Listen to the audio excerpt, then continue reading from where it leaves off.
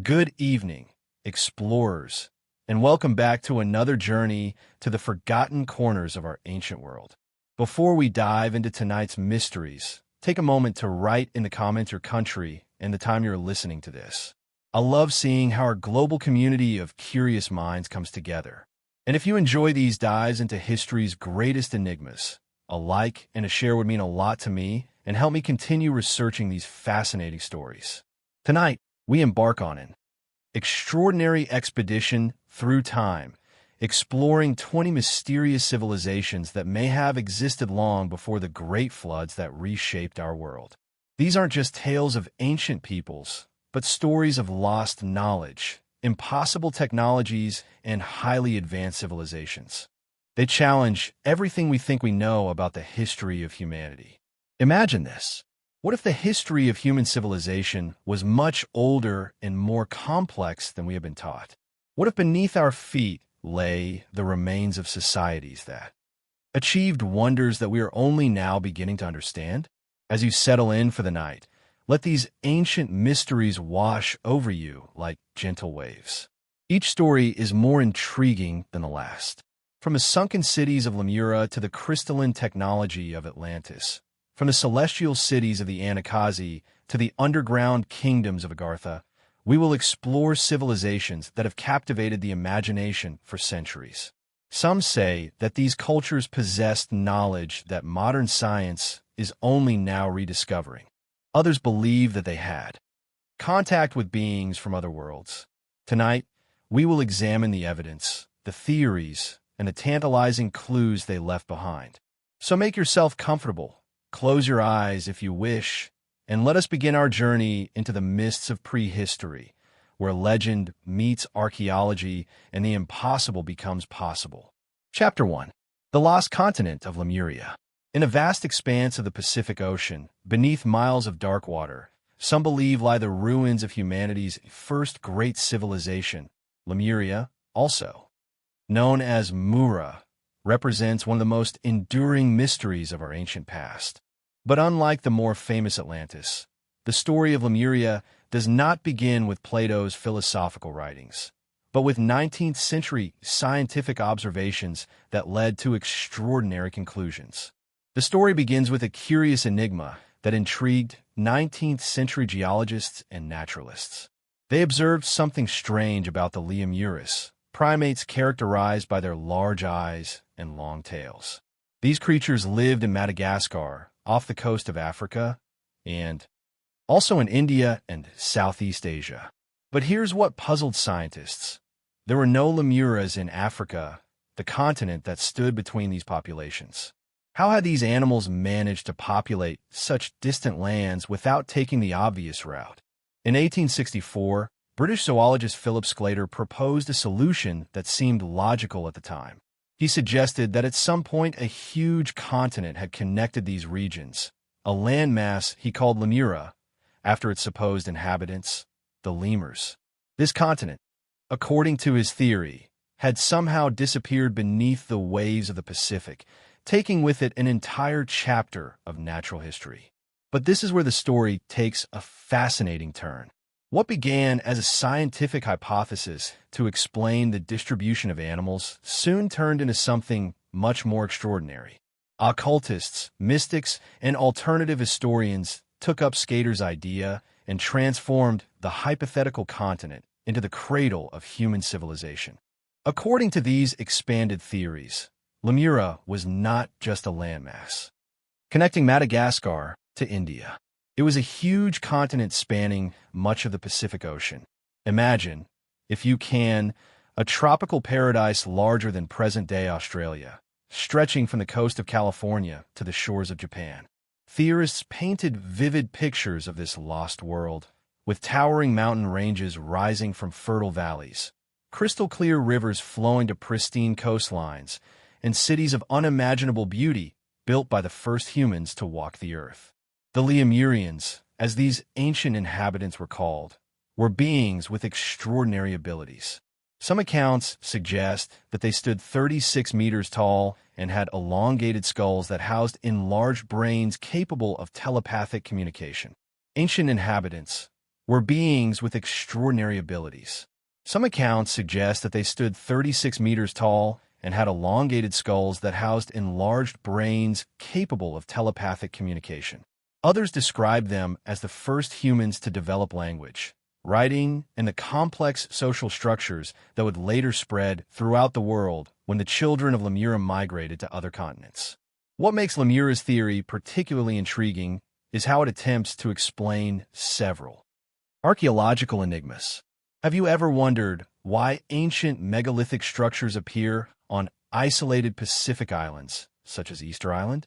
Or how Polynesian cultures developed such sophisticated navigation techniques?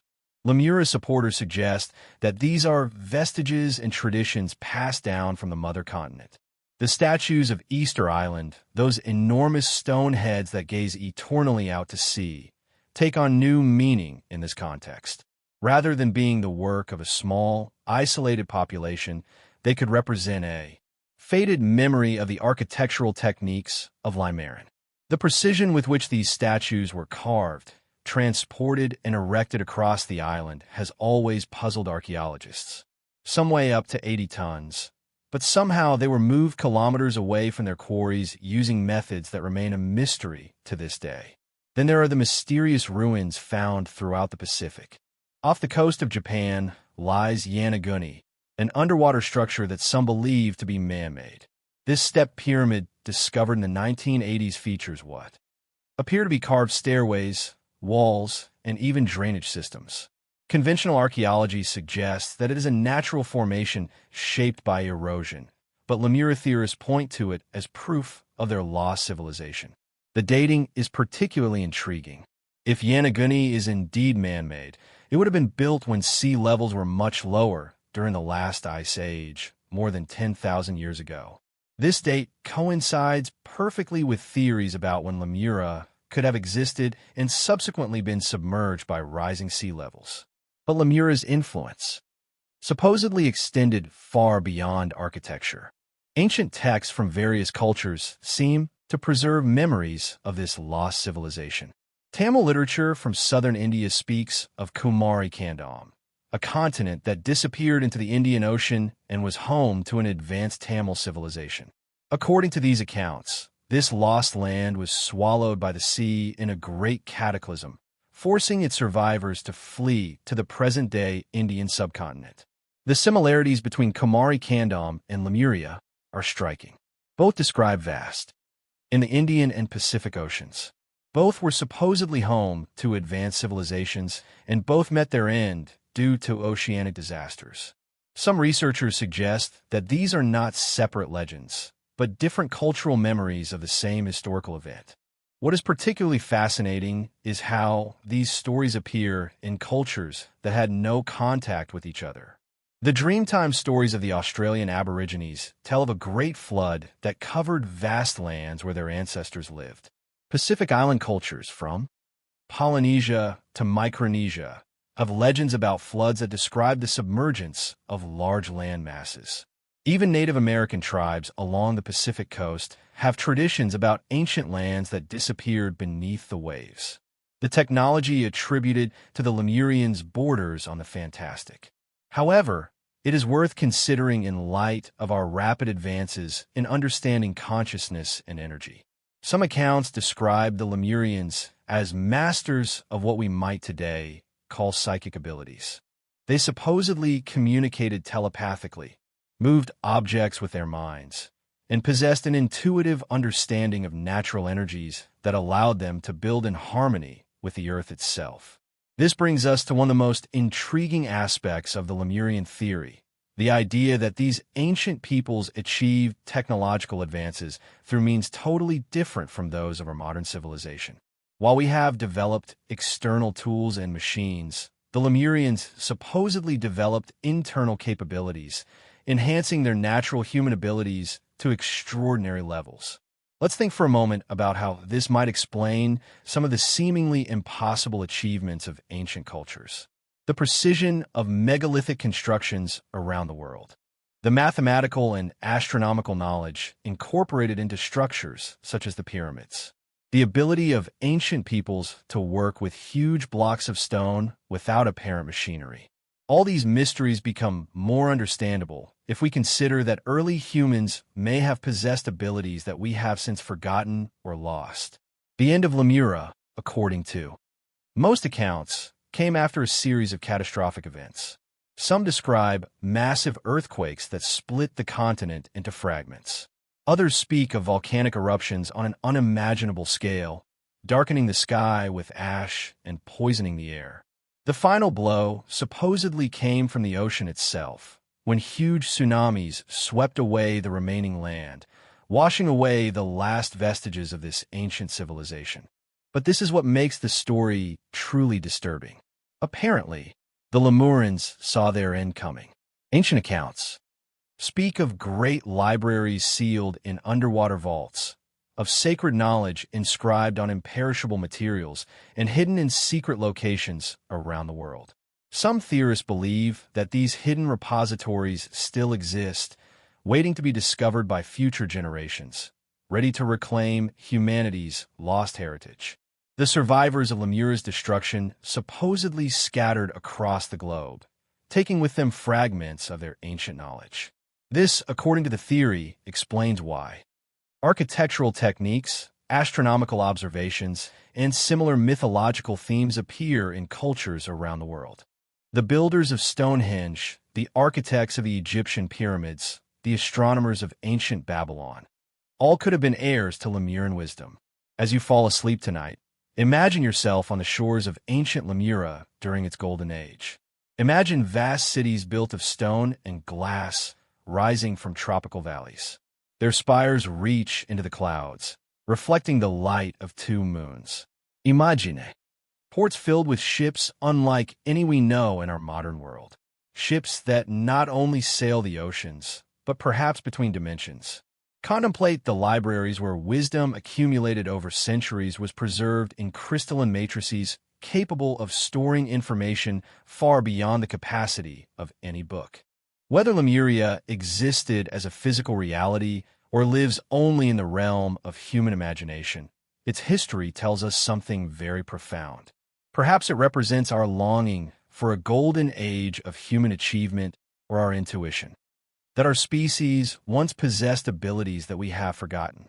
As the gentle waves of sleep begin to carry you away, let the mystery of Lemuria remind you that the history of human civilization may be far more extraordinary than we have ever imagined. Chapter 2. Atlantis and Crystal Technology. Of all the lost civilizations that capture our imagination, none is more famous than Atlantis. However, despite its popularity, most people only know the basic outline of Plato's original account. Tonight, we will delve into the mysteries surrounding this legendary civilization, focusing especially on the advanced technologies that supposedly powered its society and ultimately led to its destruction. The story of Atlantis begins with the Greek philosopher Plato, around 360 BC. But according to his account, the information was much older. Plato claimed that the story came from Solon, one of the greatest lawmakers of Athens, who had learned it from Egyptian priests during his travels. These priests, guardians of records, spanning thousands of years, spoke of a powerful civilization that had existed 9,000 years before Solon's time, which would place Atlantis approximately 11,500 years ago. Think about that timeline for a moment. This would mean that Atlantis flourished during the end of the last ice age, a period in which, according to conventional archaeology, humans were just beginning to develop agriculture. However, Plato's account describes a civilization that would have been advanced even by today's standards. The priest spoke of a naval power unlike anything the ancient world had ever seen, with technology that bordered on the magical. But this is where the story gets really fascinating. While Plato's dialogues provide the basis, numerous sources throughout history have added layers to the mystery of Atlantis.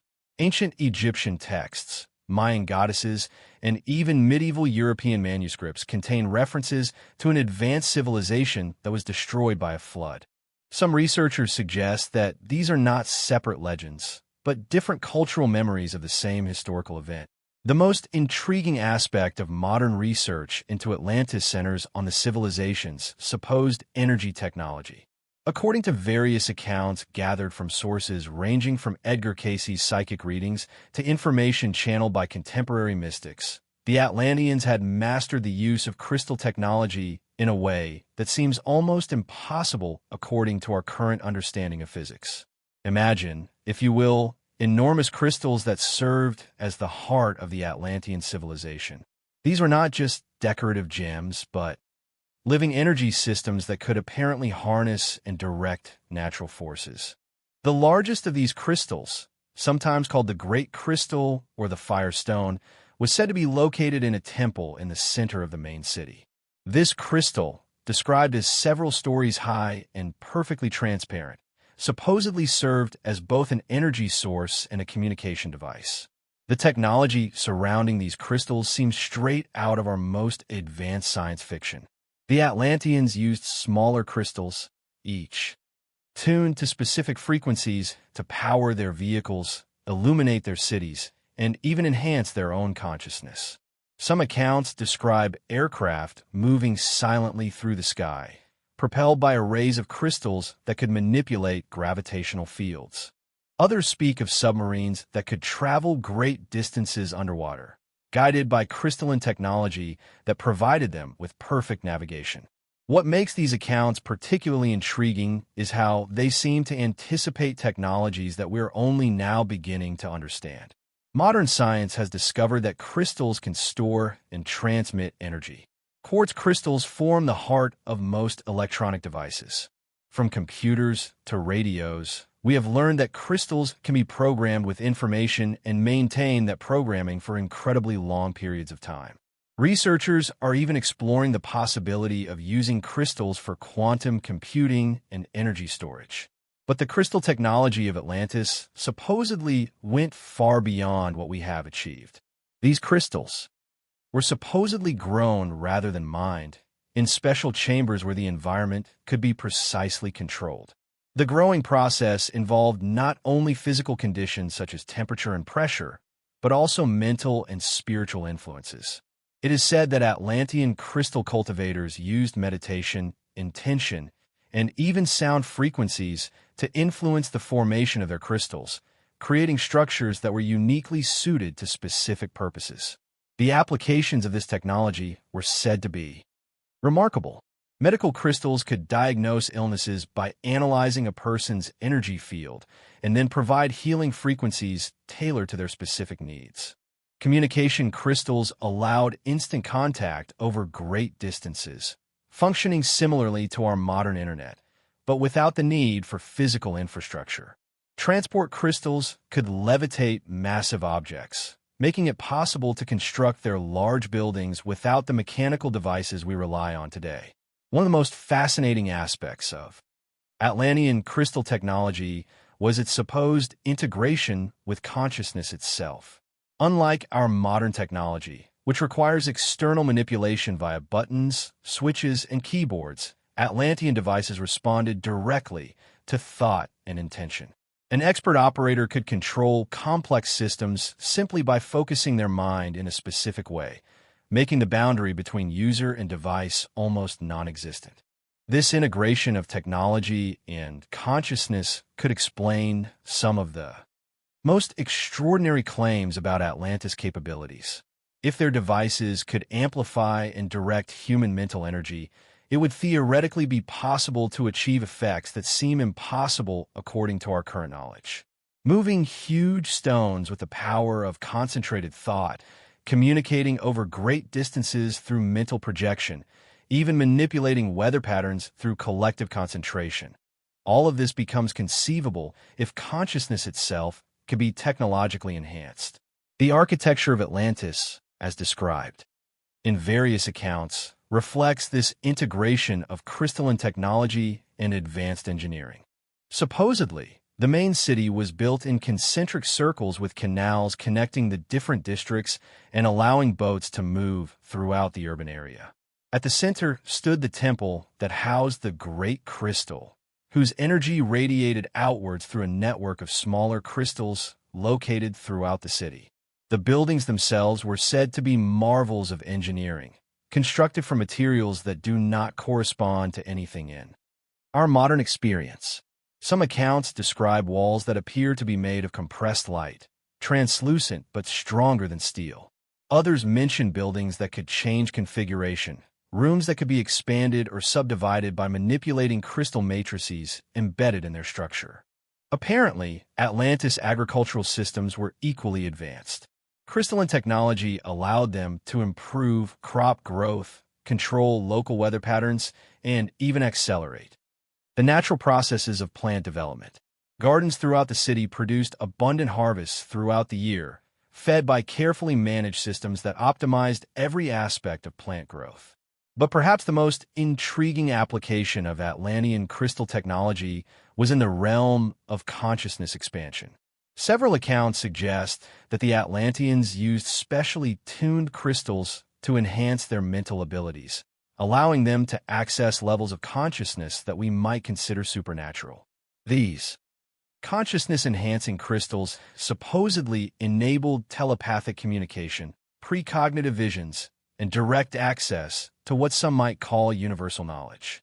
This brings us to one of the darkest aspects of Atlantis history.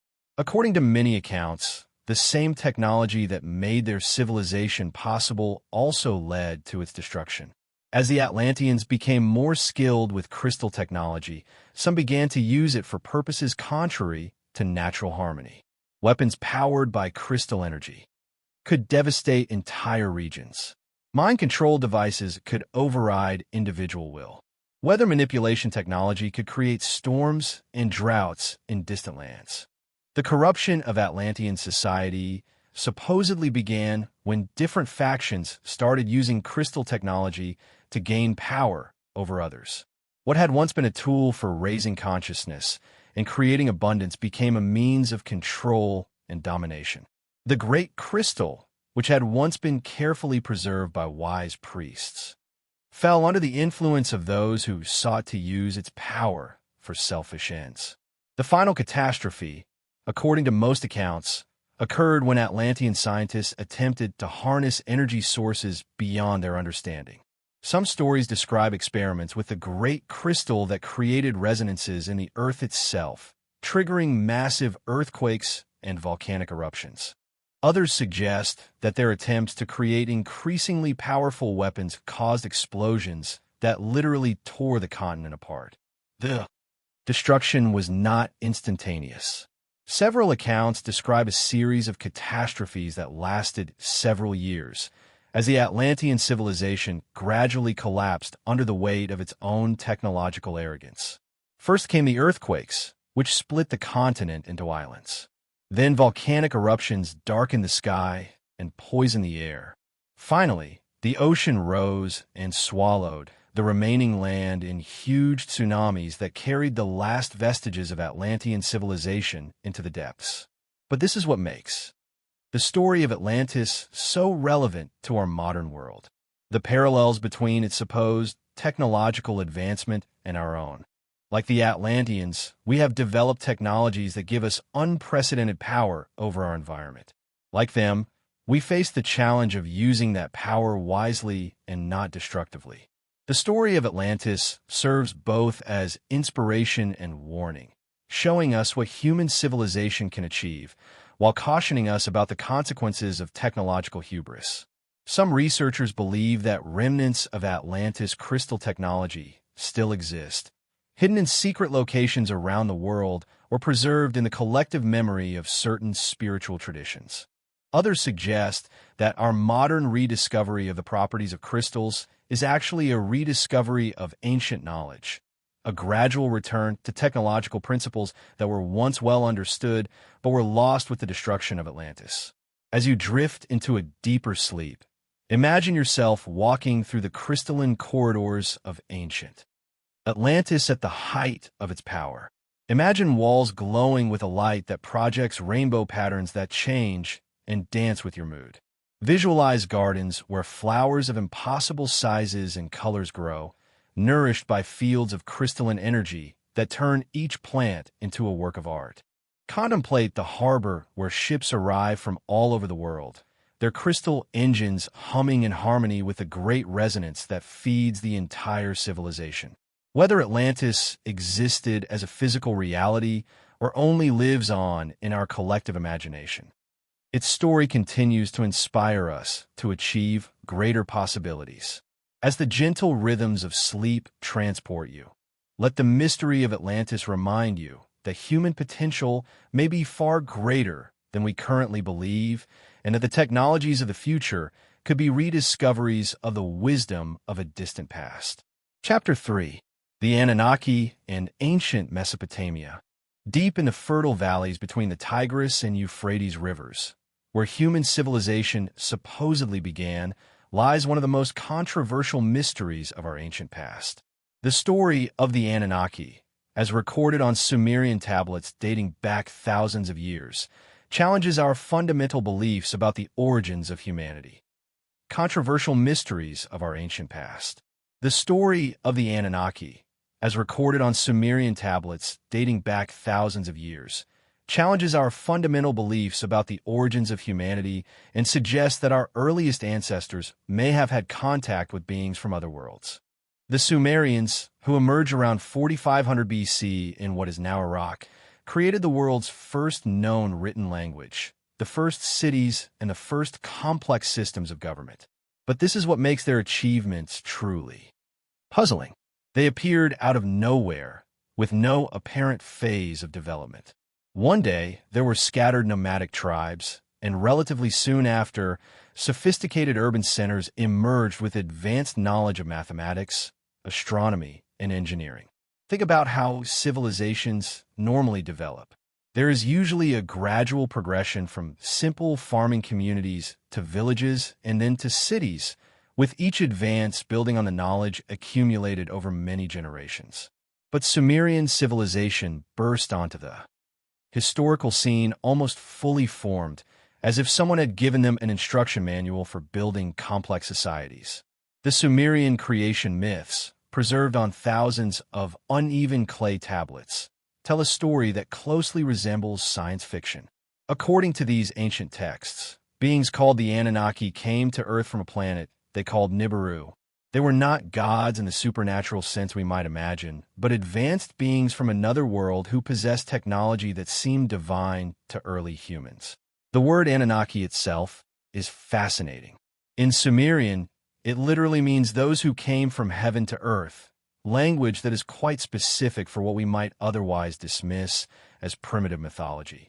The tablets describe these beings in detail that goes far beyond typical religious symbolism, including physical descriptions, technological capabilities, and even political conflicts between different factions of the Anunnaki. According to the tablets, the Anunnaki arrived on Earth approximately 450,000 years ago, initially to mine gold. Yes, gold, that precious metal we still value today. But their interest was not decorative or economic in our sense. The tablets suggest that they needed the gold to process the atmosphere of their home planet.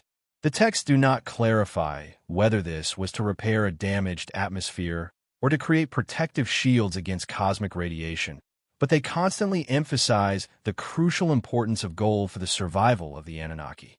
The first mining operations allegedly involved Anunnaki workers, but after thousands of years of work, these workers began to rebel. The tablets describe conflicts and complaints very similar to modern labor disputes. The solution, according to the Samaritan texts, was to create a hybrid species that could serve as workers, mixing genetic material from the Anunnaki with that of primates existing on Earth. This is where the story becomes particularly intriguing from a modern perspective. The tablets describe genetic engineering techniques that were allegedly used to create humanity.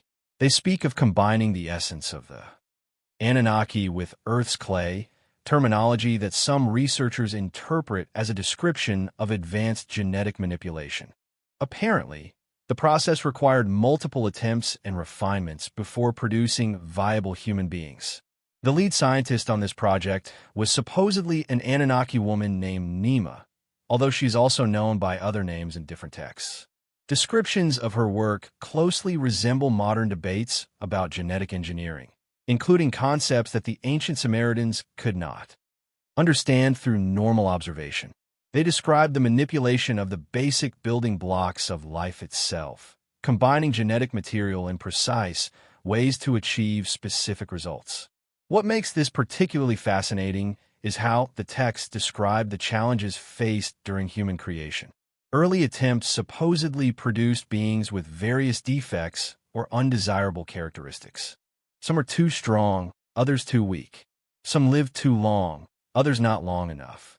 The process of refining human genetics apparently took many generations before producing beings that were capable enough to serve as workers and manageable enough not to pose a threat to their creators. The leadership structure of the Anunnaki, as described in the tablets, was complex and hierarchical. The supreme leader was called Anunnaka, ruler of their homeworld. His two sons, Enlil and Enki, were assigned different responsibilities on Earth. Enlil was given command of terrestrial operations and the atmosphere, while Enki was assigned control of the waters and genetic engineering projects. This division of responsibilities would later give rise to conflicts that supposedly shaped the early history of humanity. The relationship between these two half-brothers was apparently conflictual from the outset. Enlil saw humans as temporary workers who should remain submissive and primitive. Enki, who had been directly involved in the creation of humans, developed what the tablets describe as affection for his creations and wanted to help them develop their potential. This conflict between the two Anunnaki leaders would supposedly influence human development for thousands of years. The technology attributed to the Anunnaki seems very advanced even by today's standards. The tablets describe flying vehicles that could travel between Earth and their home planet, underwater bases, and weapons that could destroy entire cities. They speak of communication devices that allowed instant contact over great distances and medical technology that could extend life far beyond the normal life expectancy of humans. One of the most intriguing aspects of Anunnaki technology was their supposed mastery of genetics and biological manipulation. Beyond creating humans, they allegedly modified several Earth species for different purposes. Some accounts describe the creation of hybrid creatures that performed specific functions in their operations, beings that may have inspired later myths about griffins, sphinxes, and other legendary creatures. The tablets also describe advanced mining and manufacturing operations that the Anunnaki established around the world. These were supposedly located not only in Mesopotamia, but also in Africa, South America, and other places rich in mineral resources. Some researchers point to ancient mining operations discovered in these regions as possible evidence of Anunnaki activities, particularly sites that show signs of advanced techniques but predate known human civilizations. The architectural achievements attributed to the influence of the Anunnaki are equally impressive. The tablets describe the construction of gigantic temples and cities using techniques that involved moving enormous stone blocks with apparent ease. Some researchers suggest that the megalithic structures found around the world, from the pyramids of Egypt to the stone platforms of Baalbek in Lebanon, could represent construction projects of the Anunnaki or buildings created by humans using Anunnaki technology. A particularly intriguing aspect of the Anunnaki story is their supposed withdrawal from direct involvement in human affairs. According to the tablets, about 4,000 years ago, the Anunnaki leaders decided to withdraw from active management of Earth, allowing humans to develop independently. However, this withdrawal was not complete. Apparently, they left behind certain bloodlines that carried more Anunnaki genes and were destined to serve as intermediaries. These special bloodlines supposedly became the ruling classes of early civilizations, the pharaohs, kings, and priests who maintained contact with the Anunnaki through special rituals and technologies. Some alternative historians suggest that these bloodlines still exist today, forming secret societies that preserve ancient knowledge and maintain contact with extraterrestrial influences. Evidence of the Anunnaki's influence is not limited to Samaritan texts. Similar stories appear in cultures around the world, although often with different names and details. The Hindu Vedas speak of demons, advanced beings who came from the stars and interacted with early humans. Ancient Egyptian texts describe the Neteru, divine beings who established civilization along the Nile.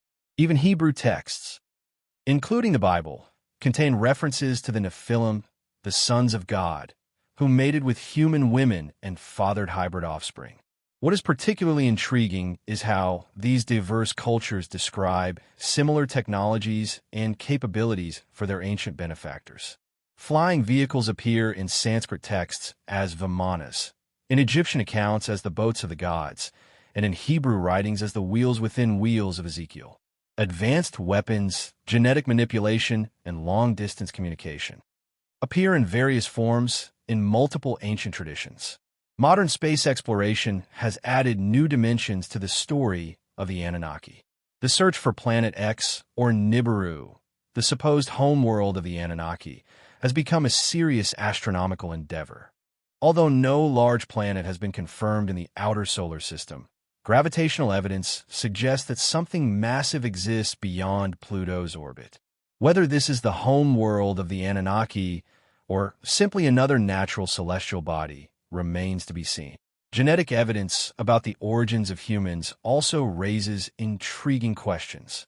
Modern DNA analysis shows that humans carry genetic markers that do not appear in other species on Earth, suggesting that our development involves some kind of genetic bottleneck or unusual evolutionary leap.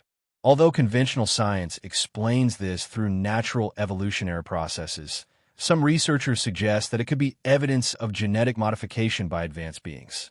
The psychological and cultural impact of the Anunnaki story continues to influencing human civilization today.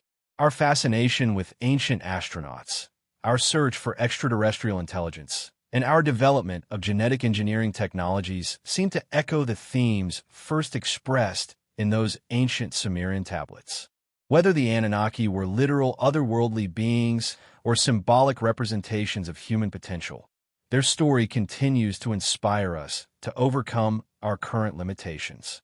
One of the most fascinating aspects of the Anunnaki narrative is how it attempts to explain various mysteries of human development. Why did civilization appear so suddenly? Why do humans seem driven to explore space and search for other worlds? Why do we have such a complex relationship with authority and hierarchy? The Anunnaki story offers answers to these questions, suggesting that our current behavior patterns were established during our early interactions with advanced beings. As you drift off to sleep, imagine yourself in one of those ancient Mesopotamian cities during the height of the Anunnaki's influence. Influence of the Anunnaki. Imagine towering ziggurats serving as landing pads for vehicles descending from stars. Visualize humans and Anunnaki working together on projects that reshape the landscape using technologies that make moving mountain-sized rocks as easy as moving furniture. See gardens where genetic experiments create new species and laboratories where the future of human evolution is planned and carried out. Whether the Anunnaki were real beings or powerful archetypes, born from the collective unconscious of humanity, their story reminds us that our origins may be far more complex and extraordinary than we imagine. As sleep carries you into the realm of dreams, let the mystery of the Anunnaki open your mind to possibilities that transcend our current understanding of human history and potential. Chapter 4. Hyperia and the Polar Civilization. In the far north, beyond the reach of the winter winds that chill the rest of the world, ancient Greek texts speak of a mysterious land called Hyperia. This was no ordinary northern territory, but a place described as a paradise where the sun shone continuously for 6 months of the year, where people lived for 1,000 years, and where advanced knowledge flourished that, to our understanding, seems almost magical. The name Hyperia literally means beyond the north wind, and ancient Greek writers, from Herodotus to Pindar, wrote about this extraordinary civilization with a mixture of reverence and wonder. But this is what makes their accounts particularly intriguing. They did not treat Hyperia as mythology. They wrote about it as a real place, describing diplomatic contacts, trade relations, and even specific people who had traveled between Greece and this northern paradise. They did not treat Hyperia as mythology. They wrote about it as a real place, describing diplomatic contacts, trade relations, and even specific people who had traveled between Greece and this northern paradise. According to these ancient sources, Hyperia was the original home of Apollo, the Greek god of light, music, and prophecy. Supposedly, every 19 years, Apollo returned to Hyperia to spend the winter months, leaving his sanctuary in Delhi to spend time among the Hyperorians. This detail is fascinating because it suggests a sophisticated knowledge of astronomical cycles. The 19-year period mentioned corresponds to the Metonic cycle, which reconciles the lunar and solar calendars. But the ancient Greeks were not the only ones who spoke of an advanced polar civilization. Norse mythology describes Ultima Thule, a northern land beyond the confines of the known world where wisdom and magical knowledge were preserved. Hindu texts speak of Shvetadvipar, the white island in the northern ocean, home to advanced beings who possessed knowledge of the cosmic laws. Even ancient Chinese sources mention northern kingdoms, where immortal sages lived in harmony with the forces of nature. What is particularly intriguing about these various accounts is how they consistently describe the polar region not as a frozen wasteland, but as a temperate, even tropical environment.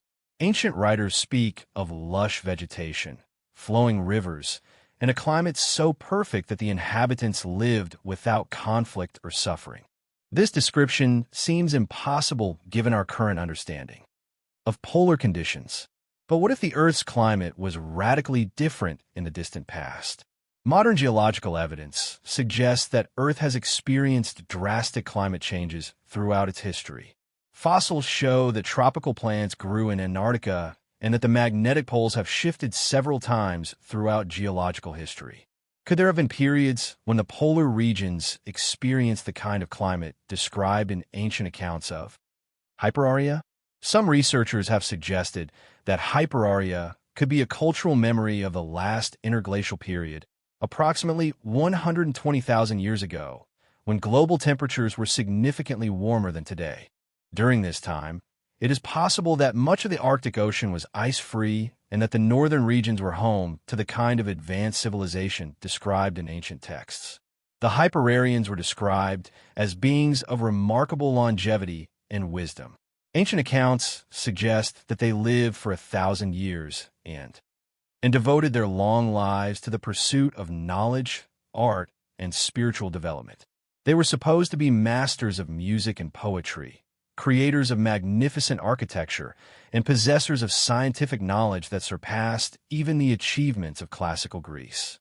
One of the most fascinating aspects of Hyperorian civilization was its supposed relationship with cosmic forces. Ancient texts describe them as possessing a deep knowledge of astronomical cycles, solar energies, and what we might today call geomagnetic phenomena.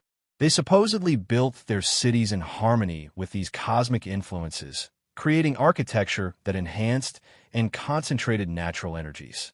The capital, Hyperia, was built around a huge temple dedicated to Apollo, constructed entirely from a golden metal that never tarnished or corroded. This temple was described as perfectly circular, with a design that concentrated solar energy and created acoustic properties that enhanced musical and vocal performances. Some accounts suggest that the temple itself could produce musical tones that synchronized with planetary movements, creating what the Greeks called the music of the spheres. The technology attributed to the Hyperarians was subtle but sophisticated. Instead of the mechanical devices we associate with an advanced civilization, they supposedly developed methods of working with natural energies that allowed them to achieve remarkable results without external tools. They were apparently able to control weather patterns thanks to their understanding of atmospheric energies, navigate great distances thanks to their knowledge of magnetic fields, and even influence the growth of plants and animals through what we would today call bioenergetic manipulation. Transportation in Hyperia is not thought to have relied on vehicles as we understand them. Instead, The Hyperorians had mastered techniques of consciousness projection that allowed them to travel instantaneously over great distances. Some accounts describe their ability to visit other lands simply by concentrating their consciousness, appearing in distant places while their physical bodies remained in the polar paradise. This concept of consciousness-based travel may seem fantastical, but it is worth noting that similar ideas appear in various mystical traditions around the world. Tibetan Buddhism speaks of lung GPA practitioners who could travel incredible distances thanks to their mastery of internal energies. Australian Aboriginal traditions describe dream journeys in which consciousness travels along song lines, connecting sacred sites across the continent. Perhaps the Hyperarians had developed these natural human abilities to extraordinary levels. According to various accounts, Hyperaria's decline did not come about through wars or natural disasters, but rather through a gradual abandonment of physical reality as conditions on Earth became less hospitable for their advanced civilization. Supposedly, the Hyperarians retreated to a consciousness-based existence, maintaining their civilization in what some might call higher dimensions, while their physical presence in our world diminished. This brings us to one of the most intriguing aspects of the Hyperarian law, the suggestion that their civilization continues to exist, but at levels of reality that rarely intersect with our physical world. Some traditions speak of Hyperaria as a parallel dimension that can occasionally be accessed by people with sufficient spiritual development or sensitivity to subtle energies. The search for physical evidence of Hyperaria has led researchers to examine various northern regions for signs of ancient advanced civilizations. The Canadian Arctic, Greenland, and northern Siberia have been suggested as possible locations for the lost polar paradise. Although no definitive archaeological evidence has been found, some researchers point to anomalous structures and artifacts in these regions as possible clues. A particularly intriguing discovery is the existence of hot water oases in otherwise frozen polar regions. These geothermally heated areas, often called pollina, create ice-free zones that can support life even in the harshest Arctic conditions. Could these oases have served as the basis for a polar civilization that flourished when global conditions were more favorable? The mythology surrounding the Hyperarians also includes fascinating details about their interactions with other ancient civilizations. Greek accounts describe Hyperarian ambassadors visiting Delos, bringing sacred objects and maintaining diplomatic relations with Mediterranean cultures. Supposedly, these ambassadors were recognizable by their extraordinary height, their pallor, and their ability to speak several languages fluently. Even more intriguing, some accounts suggest that the Hyperarians served as teachers and advisors to other civilizations, sharing their advanced knowledge of astronomy, mathematics, and natural sciences. This role as guardians of wisdom and cultural transmitters could explain why similar knowledge appears in diverse ancient cultures around the world. From the sophisticated astronomical calculations of the Maya to the advanced metallurgy of the ancient Egyptians, the connection between Hyperaria and the concept of a hollow Earth adds another layer to this mystery. Various traditions speak of entrances to underground realms in the polar regions, where advanced civilizations continue to exist beyond the reach of the catastrophes of the surface world.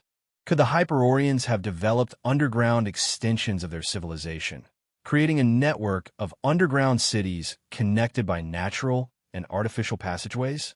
Modern exploration of the polar regions has revealed extensive cave systems and underground rivers that, in theory, could harbor hidden civilizations.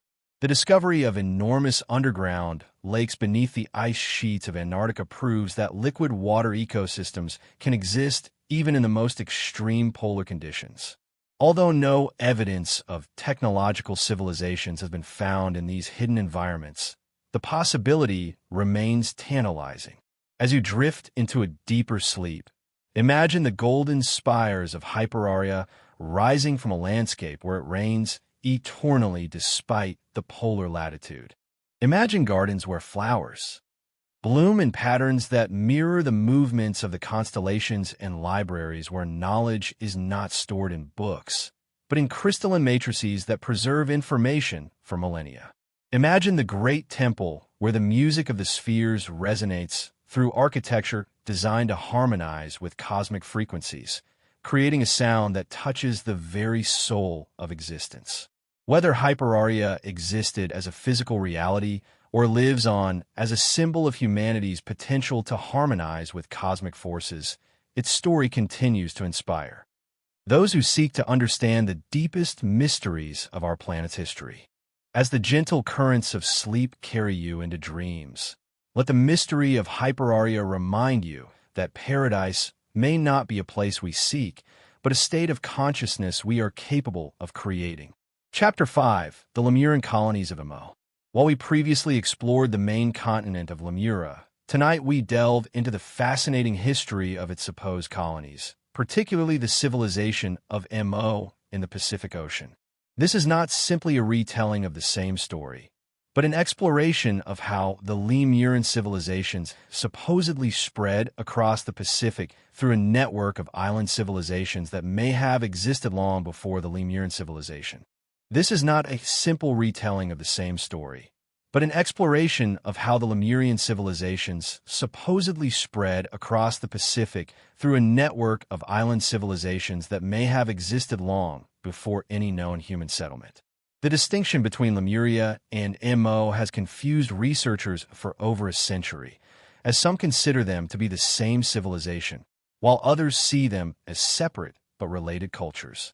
According to the most detailed accounts, Mo was actually a later development, a group of island civilizations founded by Lemurian explorers, who ventured eastward across the Pacific Ocean during the golden age of their civilization. Imagine, if you will, the Pacific Ocean not as the vast empty space we know today, but as a highway connecting numerous large islands and small continents. The Mervan civilization is believed to have consisted of 7 large groups of islands, each specializing in different aspects of culture and technology, but all connected by advanced navigation techniques and common spiritual beliefs. The capital of Mo is said to have been located on an island roughly where the Hawaiian chain is today, although much larger and more complex than the current volcanic peaks. This central island is believed to have served as a coordination point for the entire Pacific civilization, a place where representatives from all the colonized worlds gather to share knowledge and coordinate their collective development. What makes the history of Mova particularly intriguing is how it attempts to explain various archaeological enigmas scattered throughout the Pacific. The enormous stone statues of Easter Island, the precision-carved stone platforms of Tonga, the underwater structures off the coast of Japan, and the sophisticated seafaring traditions of Polynesian cultures take on new meaning when considered as possible remnants of a once extensive Pacific civilization. The technology of the Mu is believed to have differed from that of their Lemurian ancestors in important ways. While the Lemurians were described as masters of crystal technology and consciousness-based skills, the Mu civilization supposedly developed more practical applications of these principles. They created what some accounts describe as living ships, which were not built but grown using biotechnology that combined organic materials with crystalline energy systems. These living ships were supposedly capable of incredible voyages, navigating the vast Pacific with a precision that would put our modern GPS systems to shame. Apparently, they could travel underwater when necessary, fly above the surface during storms, and even venture beyond the Earth's atmosphere for shorter trips. The navigation system was reportedly based on an understanding of the energy lines that run through the planet, what some now call ley lines, combined with a deep attunement to the movements of the stars and fluctuations in the magnetic field. The Mo colonies were not randomly scattered across the Pacific. According to various accounts, they were located at specific sites corresponding to energy nodes in the planet's electromagnetic field. Supposedly, each colony served as a control station for global energy patterns and as a local center for applying that knowledge to practical problems such as agriculture, climate management, and earthquake prediction. The agricultural systems developed by the MO colonists were reportedly revolutionary. They supposedly created floating gardens that could move with the ocean currents, maximizing both nutrient absorption and protection from storms.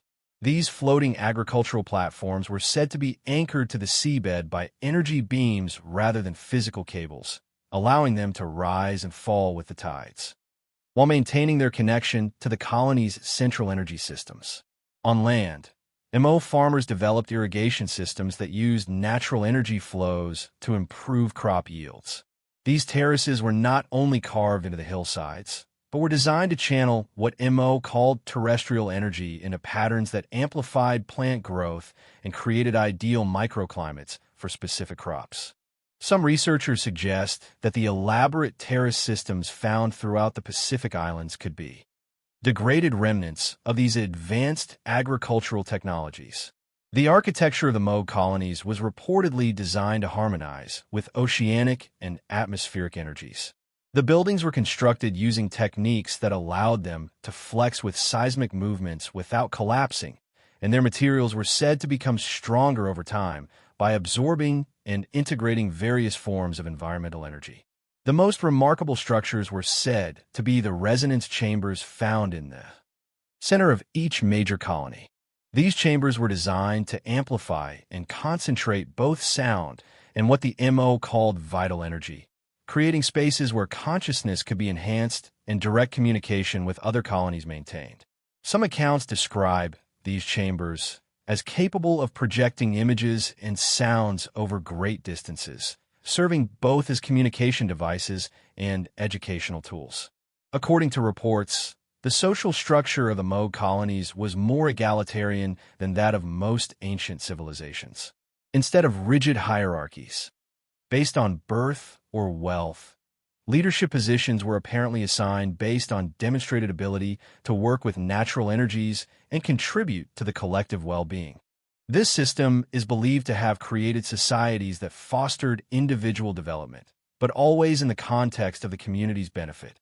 MO's educational systems were said to be particularly advanced, as they focused not only on intellectual knowledge, but also on developing each individual's natural psychic and intuitive abilities.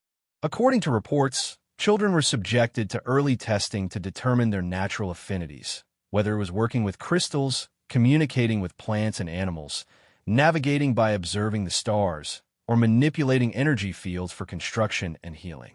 One of the most fascinating aspects of MO civilization was its supposed mastery of what we would today call biotechnology. They supposedly developed techniques to enhance the lives of plants and animals, creating species perfectly adapted to their specific environments and needs. Some accounts describe dolphins and whales as willing partners in underwater exploration and communication. Their natural sonar abilities were enhanced by MO biotechnology to create living communication networks spanning the entire Pacific. The Mu's artistic achievements were said to be spectacular, combining their advanced understanding of sound, light, and energy into creations that could directly affect consciousness. Their music supposedly used harmonics that could induce specific emotional and mental states, while their visual arts incorporated crystals and energy-sensitive materials that changed color and pattern in response to the viewer's emotional state. According to most accounts, the decline of MO civilization was due to a combination of geological instability and internal conflicts. As the Pacific tectonic plates became more active, the energy lines on which MO technology depended began to shift and fluctuate.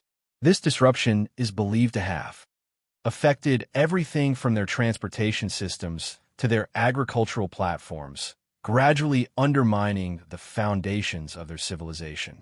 Some versions suggest that conflict arose between different MO colonies over how to respond to these changes. Some wanted to use their technology to try to stabilize the geological situation, while others believed they should prepare for evacuation to other parts of the world. These disagreements supposedly led to the first wars in Mo's history. The conflicts further weakened their civilization just when they needed unity the most. The final destruction of MO supposedly came through a series of massive earthquakes and volcanic eruptions that shattered the island chains and submerged most of its landmass beneath the waves of the Pacific. However, unlike the sudden destruction often described for other lost civilizations, the end of Mo supposedly unfolded over several centuries, giving many of its inhabitants time to escape and establish new settlements elsewhere. Of the world, survivors of Mo's destruction supposedly scattered across the Pacific, carrying fragments of their advanced knowledge with them to what would become various Native American, Asian, and Polynesian cultures. This could explain why so many Pacific civilizations share similar mythological themes, architectural techniques, and astronomical knowledge, despite having had no apparent historical contact with one another. Some researchers suggest that the famous Polynesian navigation techniques, which allowed islanders to cross thousands of kilometers of open ocean using only observation of the stars, waves, and wind patterns, could be simplified versions of Mo's navigation methods. The precision of these techniques, which rival our modern GPS systems in terms of accuracy, suggests a knowledge base that seems disproportionate to the simple tools used. The statues of Easter Island, those enormous stone heads that have puzzled archaeologists for centuries, take on new meaning when considered as possible remnants of the Mo civilization. The precision of their carving, the enormous scale of their construction, and their orientation towards the interior rather than the sea suggest knowledge and purposes that go beyond the capabilities usually attributed to isolated island populations. Recent underwater discoveries near several Pacific islands have added new dimensions to the mystery of the Moa. Structures that appear to be man-made have been found at depths that would have been dry land during periods of sea level decline, while conventional archaeology attributes to natural geological formations. Some researchers consider them possible evidence of sophisticated Pacific civilizations predating known human settlements. The spiritual traditions associated with the Moa supposedly emphasized harmony between human consciousness and natural forces. Unlike religions that place divine authority outside the natural world, Moa spirituality was said to be based on direct experience of the energy patterns that connect all life. This approach supposedly allowed the Moa people to work with natural forces, rather than trying to dominate them, creating a sustainable civilization that could have lasted indefinitely under stable conditions. As you drift off to sleep, imagine sailing aboard one of these living ships across the ancient Pacific, watching the islands rise out of the dawn mist like emerald jewels in a sea of gold. Imagine floating gardens that move like green clouds on the surface of the ocean. Their crystalline energy systems create patterns of light that dance beneath the waves. Visualize the great resonance chambers where the collective consciousness of the Mo colonies came together in harmonious communication, sharing knowledge and wisdom across thousands of kilometers of ocean. Whether Mo existed as described or represents a symbolic expression of humanity's potential for global cooperation and environmental harmony, its story continues to inspire those who imagine a world where technology serves consciousness rather than dominates it. As the dream leads you to dream of endless oceans and islands of light, let the mystery of Mo remind you that paradise may not be a place we have lost, but a possibility we are still capable of creating. Chapter 6. The Crystal Cities of Shambhala. Hidden somewhere in the remote regions of the Himalayas, beyond the reach of ordinary travelers and hidden from the eyes of satellites, lies perhaps the most enduring mystery of the ancient world, Shambhala, the legendary kingdom of crystal cities and enlightened beings. Unlike other lost civilizations that supposedly perished in catastrophes, Shambhala is said to still exist, functioning as a bridge between our physical world and higher dimensions of reality. The name Shambhala appears in various forms in multiple traditions. In Tibetan Buddhism, it is known as the Pure Land, a realm where the Dharma is preserved and practiced to perfection. Hindu texts speak of Shambhala as the birthplace of Kalki, the final avatar who will appear at the end of the current age. Theosophical writings describe it as the seat of the Great White Brotherhood, the collection of ascended masters who guide human evolution from behind the scenes. But this is what makes Shambhala particularly intriguing. Unlike purely mythological places, Shambhala has been consistently described as a physical location with specific geographical features, political structures, and technological capabilities. Ancient texts provide detailed maps showing its location north of the Himalayas, surrounded by snow-capped peaks and accessible only through hidden mountain passes that appear only to those who are spiritually prepare to find them. The kingdom of Shambhala is believed to be ruled by the Rigdan kings, a succession of enlightened rulers who have maintained an unbroken lineage for thousands of years. These are no ordinary monarchs, but beings who are said to have attained a level of consciousness that allows them to live for centuries while guiding their own kingdom and influencing world events from afar. According to various sources, the current ruler is Rigdan Jipo, whose reign began in the 1920s and continues today. What distinguishes Shambhala from other legends about hidden kingdoms is the consistent description of its advanced technology, particularly the use of crystal-based energy systems. The capital, Kalapa, is said to be built around a huge crystalline formation that serves both as a source of energy and as a consciousness-amplifying device. Supposedly, this crystal allows the inhabitants of Shambhala to maintain telepathic contact with each other and observe events taking place around the world. The architecture of Shambhala is described in great detail in several texts. Supposedly, the city is built in concentric circles, with the innermost circle containing King Rigdan's palace and the great crystal that powers the entire civilization. Each ring contains different types of structures: temples for spiritual practice, libraries containing the wisdom accumulated over the centuries, workshops where advanced technologies are developed, and residential areas for the kingdom's inhabitants.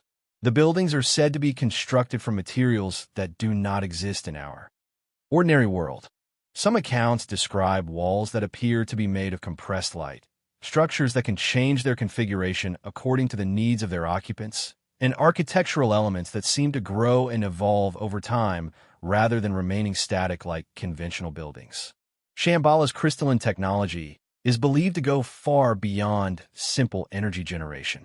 Different crystals are said to have specific functions.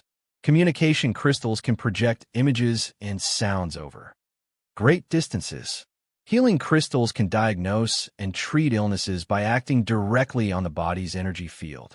And consciousness crystals can enhance mental abilities and provide access to higher states of consciousness. The most notable crystal in Shambhala is supposedly the Chintamani stone, a gem of extraterrestrial origin that serves as the main source of energy for the entire kingdom. This stone is said to be a fragment of a larger crystal that exists in the star Sirius, and that it maintains a constant connection between Shambhala and the cosmic sources of knowledge and energy. Supposedly, the Chintamani stone appeared in Shambhala thousands of years ago, brought by messengers from the stars who established the kingdom as an outpost of galactic civilization on Earth. The inhabitants of Shambhala are described as beings who have transcended ordinary human limitations but retained their physical form. They supposedly live for centuries, aging very slowly, if at all, and possess psychic abilities that allow them to communicate telepathically, see future events, and influence physical reality through the concentration of intention. These abilities are not considered supernatural, but rather natural human potentials that have been fully developed through advanced training and the conducive environment of the crystal cities. Shambhala's educational system is said to be far superior to any other in our world. Students supposedly learn not only intellectual concepts, but also practical skills for working with energy, consciousness, and the fundamental forces of nature. The curriculum includes subjects such as telepathic communication, energy healing, weather control, and what we might call applied metaphysics. All of this is taught by teachers who have attained a complete understanding of these principles. One of the most fascinating aspects of the Shambhala law is the claim that the realm serves as a control station and guide for human civilization.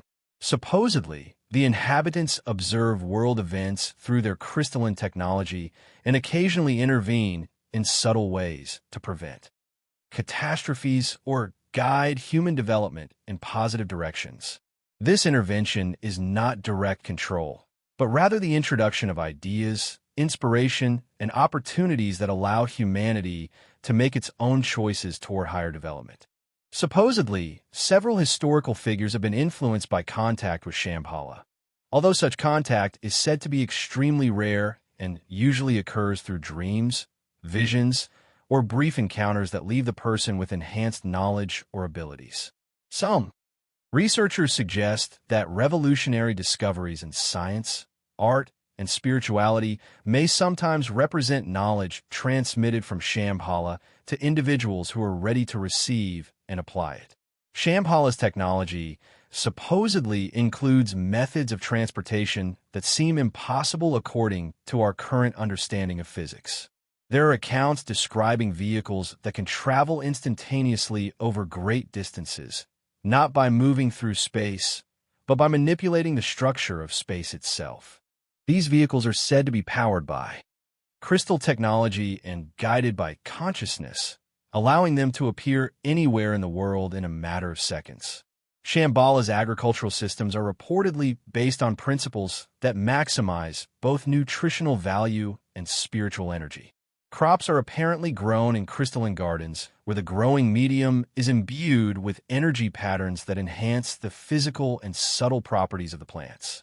The resulting foods are said to nourish not only the body, but also the consciousness, promoting the enhanced abilities of Shambhala's inhabitants. Shambhala's climate is described as being artificially maintained through advanced technology. Despite being located in one of the most hostile environments on Earth, the kingdom supposedly enjoys a temperate climate throughout the year. This climate control is said to be achieved through crystalline technology that can influence weather patterns and atmospheric conditions within the kingdom's borders. The spiritual practices of Shambhala are said to be based on direct experience of cosmic consciousness rather than belief in external deities. The inhabitants supposedly spend much of their time in meditation and contemplation, not as a means of escaping reality, but as a way of staying connected to the cosmic intelligence that guides their civilization. These practices supposedly allow them to maintain their advanced abilities and continue their service to human evolution. The prophecies associated with Shambhala speak of a time when the kingdom will reveal itself to the world, ending its hidden existence, and openly sharing its knowledge with humanity. This revelation is supposed to take place during a period of global crisis in which human civilization will face challenges that threaten its survival. At that time, the warriors of Shambhala will emerge to help establish a new golden age of peace and enlightenment. The search for Shambhala has attracted explorers, mystics, and researchers for centuries. Russian explorer Nicholas Rurik led several expeditions to Central Asia with the specific aim of finding the kingdom, reporting various clues and encounters that suggested its existence. Nazi Germany is said to have sent expeditions to Tibet in part in search of Shambhala, believing it to harbor secrets of advanced technology and superhuman abilities. Modern satellite imagery and mapping technology have made it increasingly difficult for great hidden civilizations to go unnoticed. However, no definitive proof of Shambhala's existence has emerged. Some researchers suggest that this is because the kingdom exists partially in another dimension, visible only to those who possess the appropriate level of consciousness development. Others have proposed that Shambhala could be hidden by advanced technology that creates optical illusions or energy fields that deflect observation. The psychological impact of the legend of Shambhala continues to influence human culture and spiritual development. Whether the kingdom exists as a physical reality or is a symbol of human potential, it represents the possibility that advanced civilizations beyond our current understanding exist, working to the betterment of humanity through means we do not yet understand. As you fall asleep, imagine yourself approaching the crystal gates of Shambhala through a mountain pass that only appears when your consciousness is correctly aligned. Imagine the city of Kalapa rising before you like a dream come true.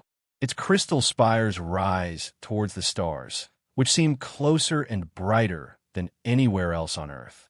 Visualize the great central crystal pulsing with a soft light that synchronizes with your heartbeat, filling you with the feeling of returning to a place you have always known but never seen.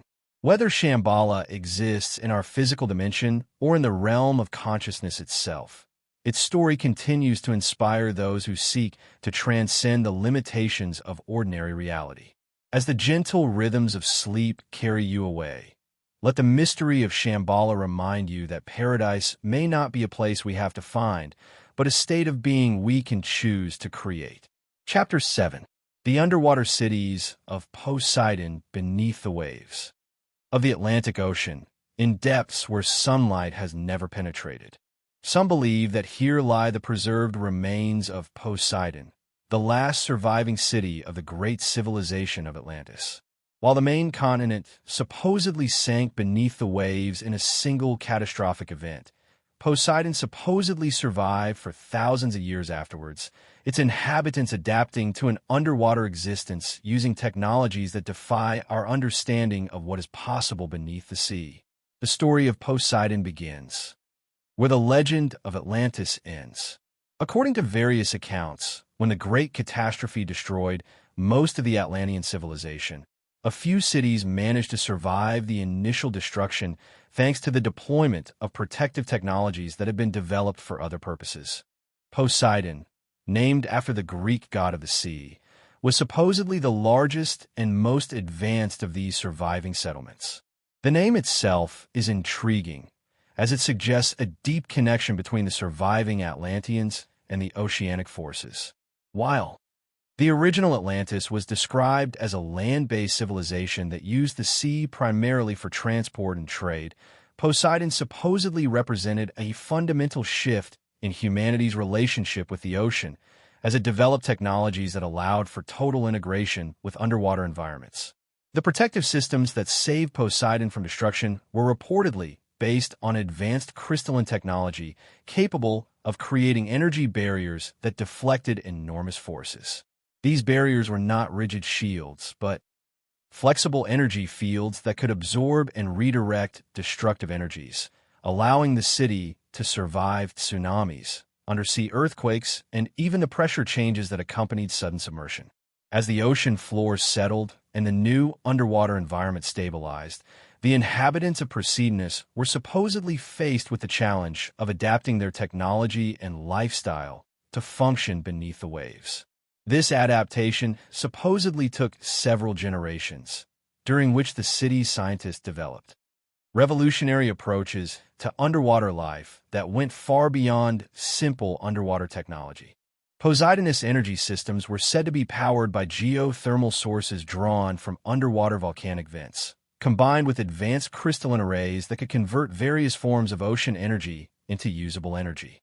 The city supposedly developed ways to harness the movement of ocean currents, the electrical activity of marine life, and even the gravitational effects of tidal movements to create a fully sustainable energy infrastructure. According to reports, the underwater architecture of Poseidon bore little resemblance to surface dwellings. Apparently, buildings were not constructed, but rather grown using biotechnology that combined coral-like organisms with crystalline structures to create a living architecture that could self-repair and adapt to changing conditions. These structures were supposed to form symbiotic relationships with marine ecosystems, creating artificial reefs that supported both the technological civilization and the abundant marine life. The most remarkable aspect of Poseidonian technology was supposedly the development of atmospheric processes that could extract breathable air from seawater and maintain comfortable living conditions throughout the underwater city. According to reports, these systems used advanced knowledge of molecular manipulation to separate water into its component elements, creating both a breathable atmosphere and useful materials for construction and manufacturing. The inhabitants of Poseidon supposedly underwent significant physiological adaptations over centuries of underwater life. Although they remained essentially human, They supposedly developed greater lung capacity, improved pressure tolerance, and even a limited ability to extract oxygen directly from water through modified respiratory systems. These changes were not the result of genetic engineering, but rather the gradual adaptation of human biology to underwater environments, aided by crystalline technology that enhanced the body's natural adaptive capabilities. Proposiedonian transportation systems were said to be marvels of underwater engineering. Instead of vehicles that moved through the water, they supposedly developed methods for manipulating water currents and pressure differences to create transport tubes that could carry passengers over long distances at incredible speeds. These current tubes supposedly formed a network connecting Poseidonus with other underwater settlements and even secret facilities on the surface. The relationship between Poseidonus and marine life was reportedly one of cooperation rather than domination. The inhabitants apparently developed methods of communication that allowed them to work directly with dolphins, whales, and other intelligent sea creatures.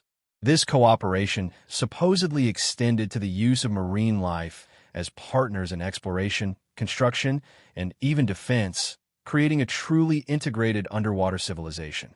Poseidonus agriculture was based on underwater farming techniques that seem almost impossible according to our current knowledge.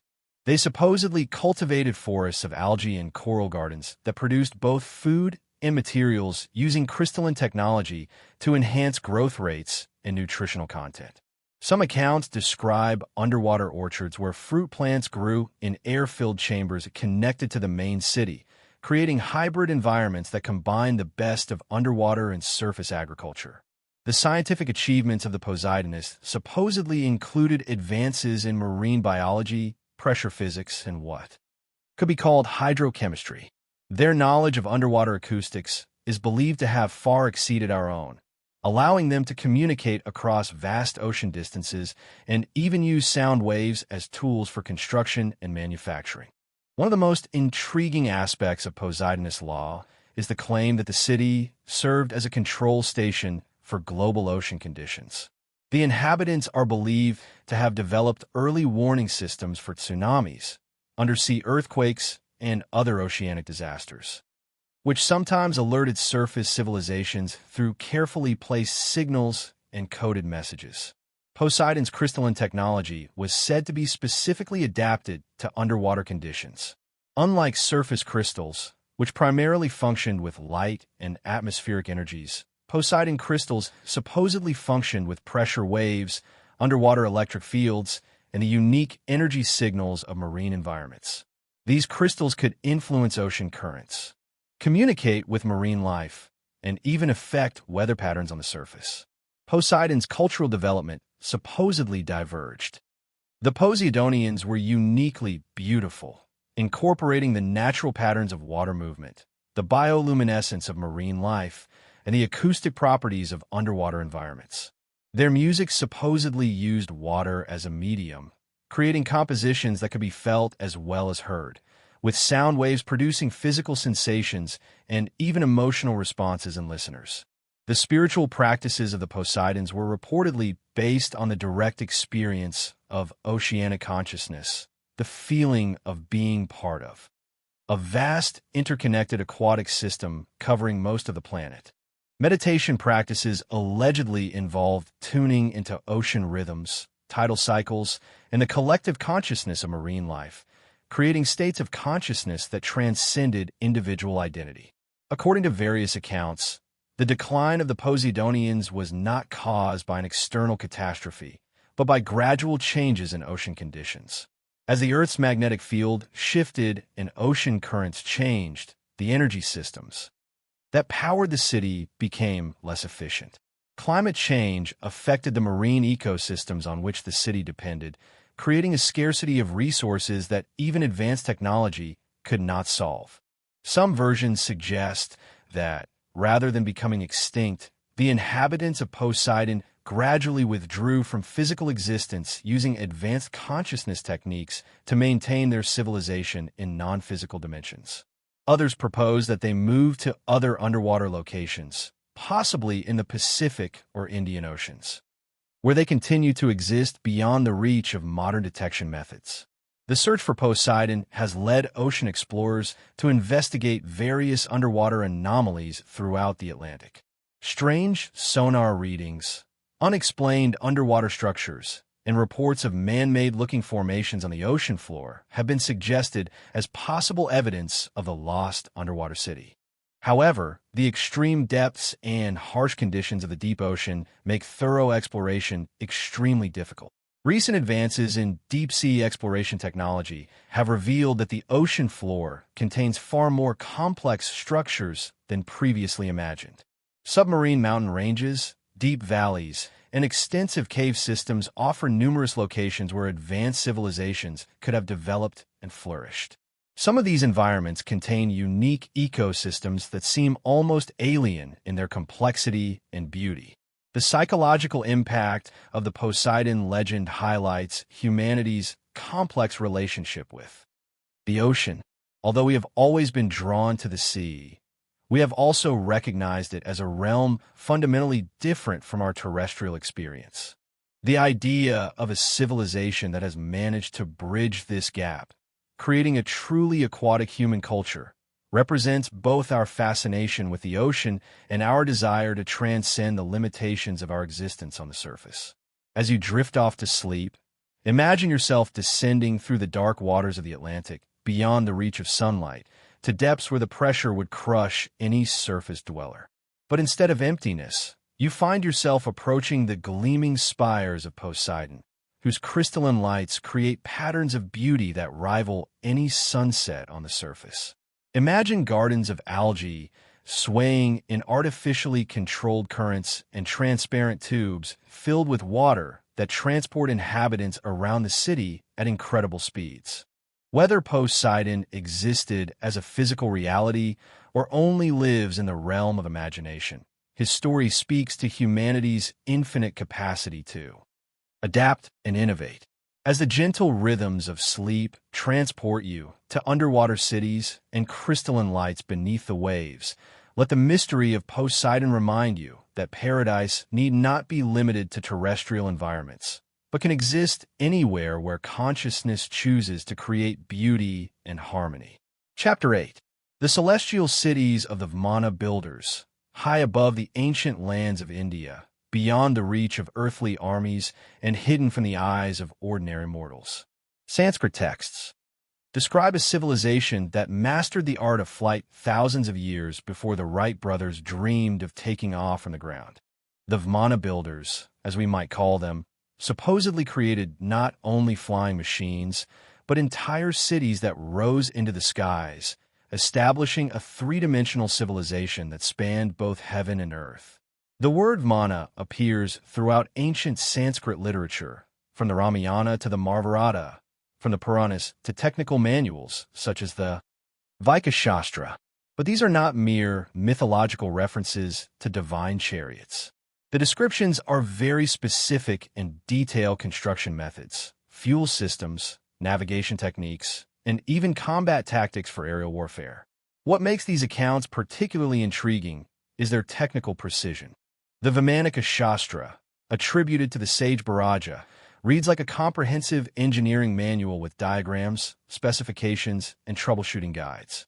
It describes different types of manas for different purposes. Some are designed for short-distance travel, others are capable of traveling between planets. Some are described as single-person vehicles, while others are enormous flying cities capable of housing thousands of inhabitants. Purposes: some are designed for short-distance travel, others are capable of traveling between planets. Some are described as single-person vehicles, while others are huge flying cities capable of housing thousands of inhabitants. The Shikuna Vimana, for example, is described as a bird-shaped craft capable of incredible speeds and maneuverability. The text provides detailed instructions for their construction, including the types of metals to be used, the method of joining the different components, and even the appropriate ceremonies to be performed during assembly. Apparently, the ship used a combination of mechanical propulsion and what the texts refer to as spiritual energy to fly. The Sundara Vimana was supposedly designed for luxury travel, with multiple levels, gardens, and even artificial climate systems that could create pleasant environments regardless of external conditions. These flying palaces were used by royalty and high officials, providing comfortable accommodation during long journeys across the subcontinent and beyond. But perhaps most remarkable were the Amana's pushbacks, described as autonomous vehicles that could fly to any destination simply by mental command. Supposedly, the pilot only had to visualize the desired destination, and the craft would automatically navigate there, avoiding obstacles and adjusting its course as necessary. These vehicles supposedly used advanced artificial intelligence systems powered by crystalline matrices that could interact directly with human consciousness. The propulsion systems described in the Sanskrit texts closely resemble modern jet engines, but with additional capabilities that go beyond our current technology. The texts speak of Mercury engines that could create tremendous propulsive force, solar collectors that could harness the energy of sunlight, and anti-gravity systems that could manipulate gravitational fields to achieve effortless flight. A particularly intriguing method of propulsion described in the text involves the use of harmonica crystals, specially prepared gems that could supposedly convert various forms of energy into directed thrust. These crystals were programmed with specific vibration patterns that interacted with the Earth's magnetic field, creating lift and propulsion. Harmonica crystals, specially prepared gems that were said to be able to convert various forms of energy into directed thrust. These crystals were believed to be programmed with specific vibration patterns that interacted with the Earth's magnetic field, creating lift and propulsion without any visible exhaust or noise. The celestial cities built by the Verman builders were said to be marvels of aerial architecture. Unlike our modern aircraft, designed primarily for transport, these flying cities were supposedly self-sufficient communities that could remain in the air indefinitely. They featured gardens, temples, residential areas, and industrial facilities, all designed to function in the unique environment of perpetual flight. The largest of these celestial cities was supposedly called Harinapra, the Golden City, and was the capital of the aerial civilization. This enormous structure was described as a structure several kilometers in diameter with multiple levels connected by walkways and gravity-defying transport systems. The city supposedly housed hundreds of thousands of inhabitants, from the ruling class who commanded the large flying vehicles to the engineers who maintained the complex systems that kept the city in the air. The architecture of these celestial cities had to solve problems that terrestrial builders never face. How do you create stable structures that can withstand the constant motion of flight? How do you maintain atmospheric pressure and breathable air at high altitudes? How do you provide water and waste management systems that work? Regardless of orientation, ancient texts suggest that the builders of Mana solved all these challenges using technologies that seem almost magical to our current knowledge. The energy systems of the celestial cities were reportedly based on solar energy capture and storage technologies that far exceeded our current capabilities. Supposedly, huge crystalline panels could collect solar energy during the day and store it in specialized batteries for use during night flight. These systems are believed to have been so efficient that the energy collected in a single day could power the entire city for a week. The agricultural systems of the flying cities were said to be particularly advanced, using techniques that maximized food production in the limited space available on board the flying vehicles. Hydroponic gardens, artificial lighting systems, and accelerated growth techniques supposedly allowed the aerial cities to produce all the food their inhabitants needed without ever touching the ground. The navigation systems described in the text closely resemble modern GPS, but with capabilities that exceed our current technology.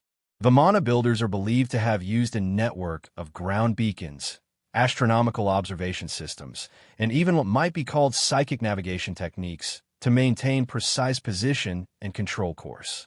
But perhaps the most extraordinary aspect of the Mana civilization was its supposed ability to travel not only through the Earth's atmosphere, but beyond to other worlds. Some texts describe journeys to the Moon, Mars, and even more distant destinations. The Sirius Sedanta, an ancient astronomical text, contains calculations that suggest a detailed knowledge of planetary movements and distances that would not be confirmed by modern astronomy until the space age.